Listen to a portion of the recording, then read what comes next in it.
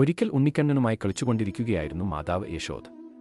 അല്പനേരം കഴിഞ്ഞപ്പോൾ യശോദ അടുക്കളയിലേക്ക് പോയി. വെണ്ണക്കൊതിയനായ കള്ളക്കണ്ണനാകട്ടെ അമ്മ പോയ തക്കം നോക്കി അവിടെയിരുന്ന വെണ്ണക്കുടം ഒരു അമ്മിക്കൽ ഉപയോഗിച്ച് അടിച്ചുപൊട്ടിച്ചു. താഴെ വീണ വെണ്ണ അവൻ ആസ്വദിച്ച് നക്കിനക്കി കഴിച്ചു.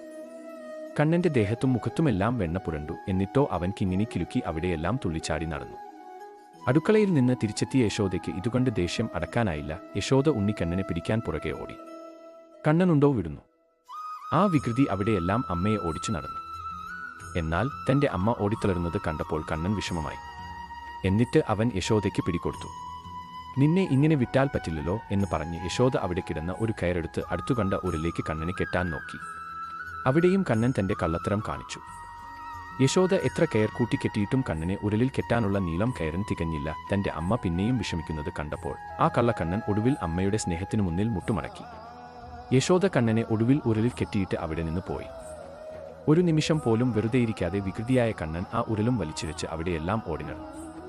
ഒടുവിൽ ആ ഉരൽ 2 മരങ്ങൾക്കിടയിൽ കുടുങ്ങിപ്പോയി.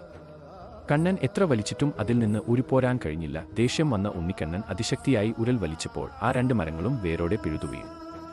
നാരദന്റെ ശാപം കൊണ്ട് മരങ്ങളായി മാറിയ കുബേരന്റെ പുത്രന്മാരായ നളകൂബരനും മണിഗ്രീവനുമായിരുന്നു അവർ. അങ്ങനെ കണ്ണന്റെ സ്പർശം കൊണ്ട് അവർക്ക് ശാപമോക്ഷം ലഭിച്ചു. നമ്മുടെ വികൃതിക്കണ്ണന്റെ ഈ ലീലയാണ് ദാമോദരലീല. ദമര എന്നത് ഉരലിനെയും ഉദര എന്നത് വയറിനെയും സൂചിപ്പിക്കുന്നു. അങ്ങനെ വയറ്റിൽ കെട്ടപ്പെട്ടവൻ എന്ന അർത്ഥത്തിലാണ് കൃഷ്ണൻ ദാമോദരൻ എന്ന് അറിയപ്പെടുന്നത്.